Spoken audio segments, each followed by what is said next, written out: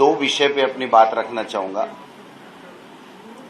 पहला विषय है कांग्रेस पार्टी आदरणीय सोनिया गांधी जी, राहुल गांधी जी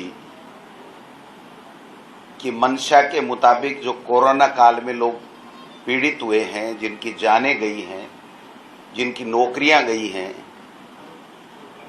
जिन लोगों को खाने के लिए कहीं कोई दिक्कत हो रही हो, फूड पैकेट्स की दिक्कत हो रही हो, अनाज की दिक्कत हो रही हो और किसी चीज की दिक्कत हो रही हो, उनके लिए हमारे कांग्रेस पार्टी आउटरीच कार्यक्रम कल से हमने शुरू किया है। 5500 के लगभग प्रदेश में ब्लॉक, जिला और स्टेट लेवल के ऊपर कोरोना योद्धा बनाए जाएंगे।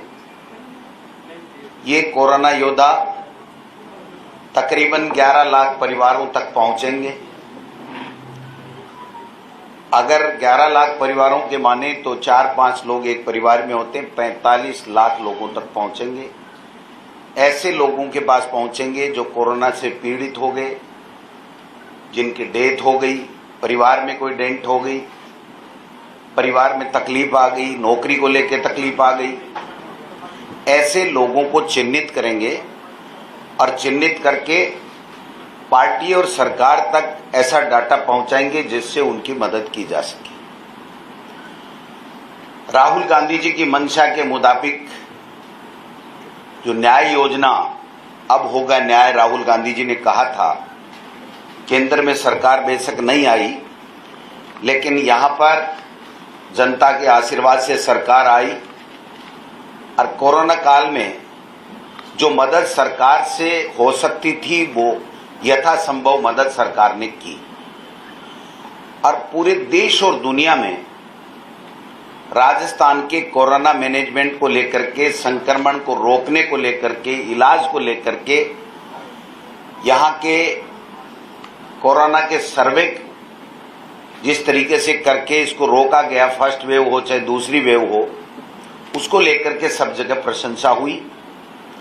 और इसके विपरीत हमारे केंद्र की मोदी सरकार की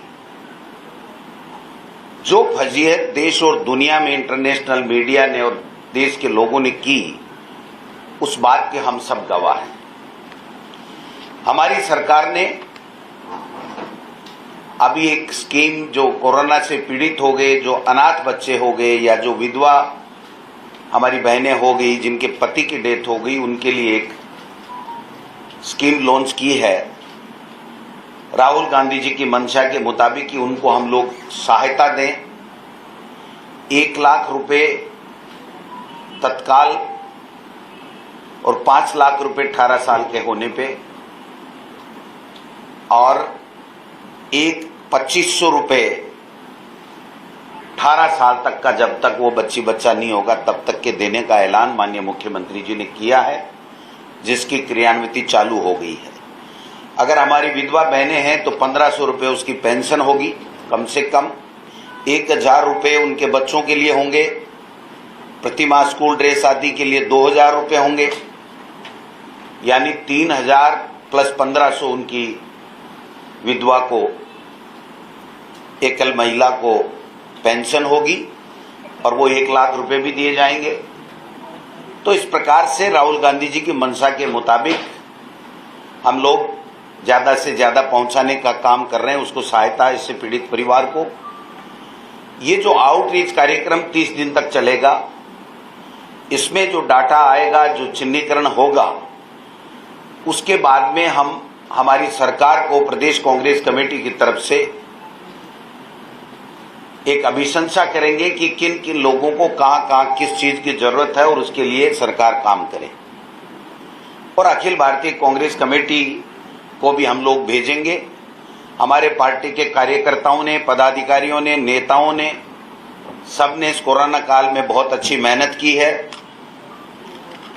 और हमारी सरकार ने बहुत ही शानदार मैनेजमेंट किया। और हमारा ये सौभाग्य है कि अरुण सिंह जी, जो भारतीय जनता पार्टी के महामंत्री हैं, दिल्ली से आए हैं, यहाँ के प्रभारी हैं, उन्होंने भी हमारे मैनेजमेंट की सराहना की और अपना मैनेजमेंट फेल बताया, चाहे वो उपचुनाव को लेकर के बताया हो, चाहे दूसरी बात को लेकर के बताया हो। अरुण सिंह जी से पहले मैं कोरोना की बात अगर जो कटारिया जी ने कही है उस पर जाना चाहूंगा कि कटारिया जी ने कहा हमने 1,05,000 वैक्सीन दी और जनवरी फरवरी मार्च में लगा नहीं पाए। मैं कहना चाहता हूं कि जो हेल्थ वर्कर्स के लिए जो पंजीकृत थे उसको 90.9% डोज हमने लगाए। 45 वर्ष से अधिक के 16 जुलाई तक 2 करोड़ वैक्सीन हमने दी है। आज हम 1 लाख से अधिक प्रतिदिन वैक्सीन लगा सकते हैं।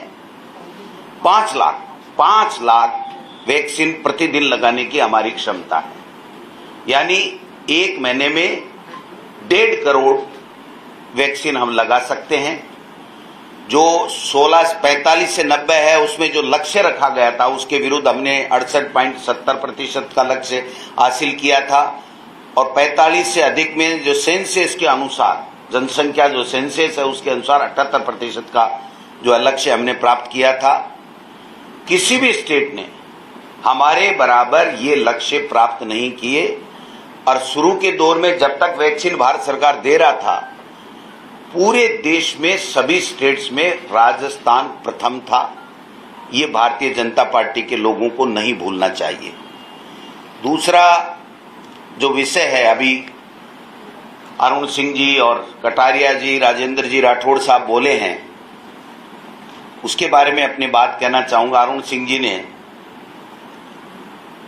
एक तो बीजेपी के लोगों को धमकाने का काम किया है जो कभी भी राजस्थान में परंपरा नहीं रही। उनका एक शब्द है कि बीजेपी वहां प्रदेशाध्यक्ष और नेता को जगह दी जाती है फोटो में, फिर भी किसी नेता के समझ में नहीं आ रहा तो हम समझा देंगे। ये लैंग्वेज राजनीति में कतई उचित नहीं है।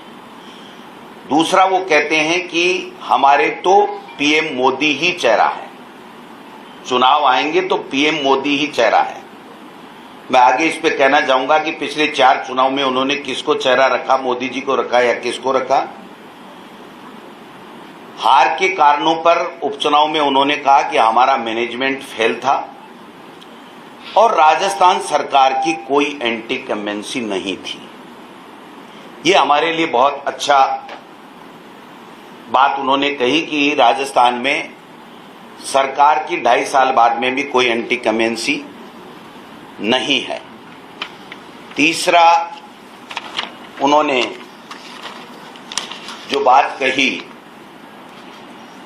कि साहब हमने कभी भी पीएम मोदी का ही चेहरा रखा, हम कोई चेहरा नहीं रखते। कटारिया जी ने भी कहा 2013 और अध्यक्ष को कोई हम कभी चेहरा नहीं बनाते। 2008 हो, 2003 हो, चाहे 2013 हो, चाहे 2018 हो, भारतीय जनता पार्टी ने प्रदेश में वसुंधरा राजे का मुख्यमंत्री के ऊपर चेहरा रखा है।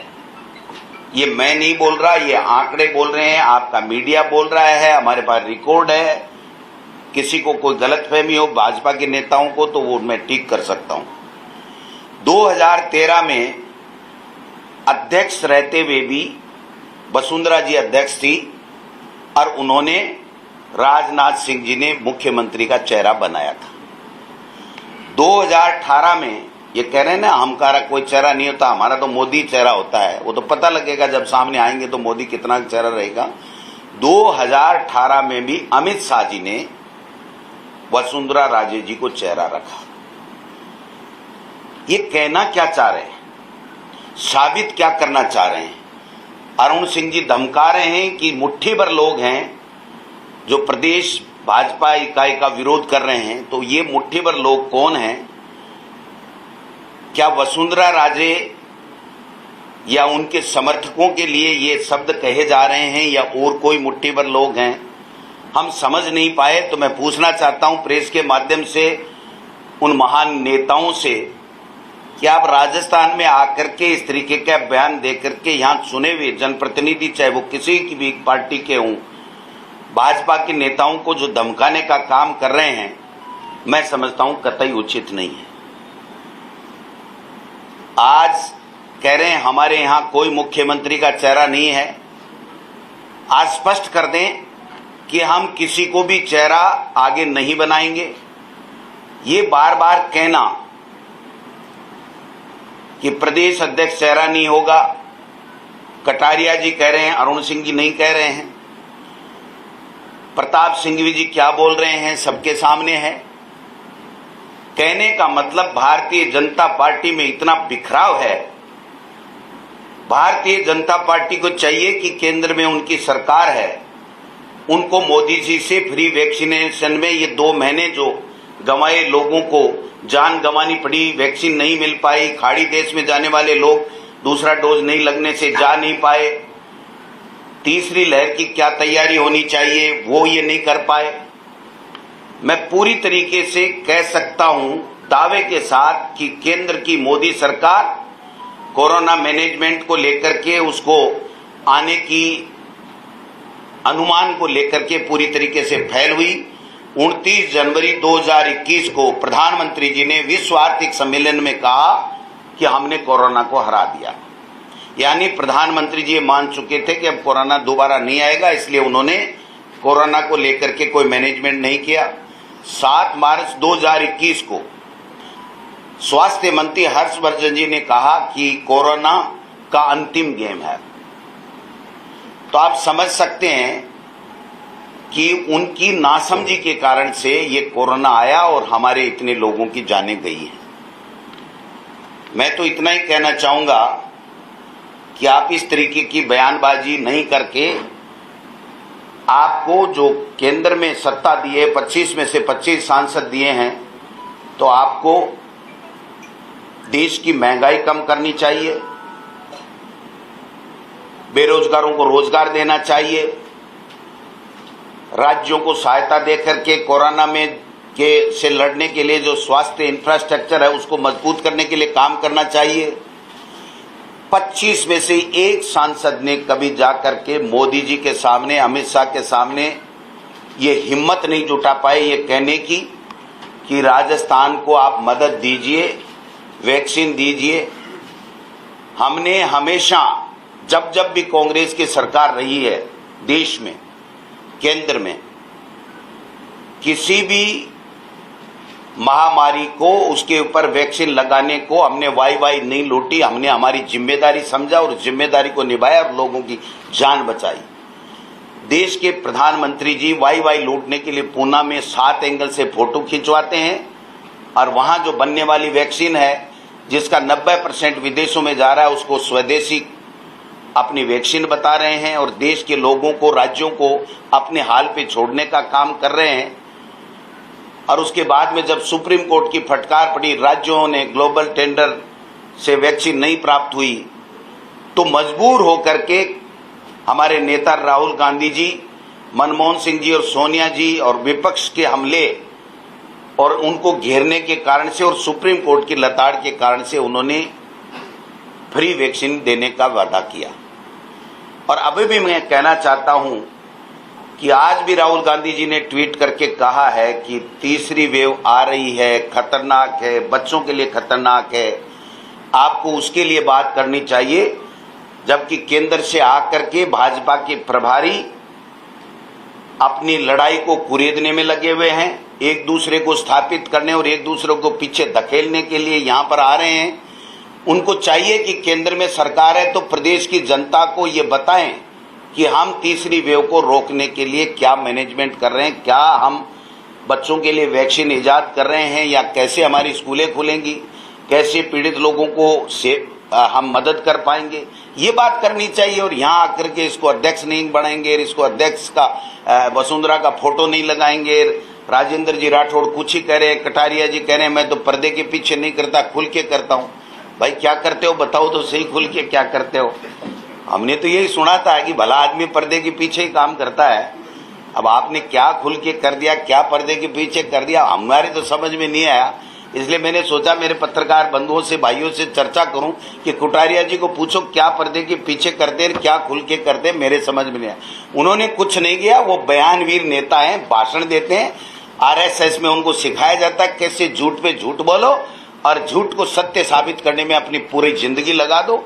मैं समझता हूं शायद कटारिया जी भी यही कर रहे हैं। धन्यवाद। मेरा सवाल ये है कि जो अभी आपने जो बोले कि भाई जो कोरोना काल में जो अनाथ हुए हैं बच्चे या जो विधवा हुए हैं उनको दिया जाएगा, तो क्या आपकी सरकार ने उनका कोई सर्वे वगैरह कराया?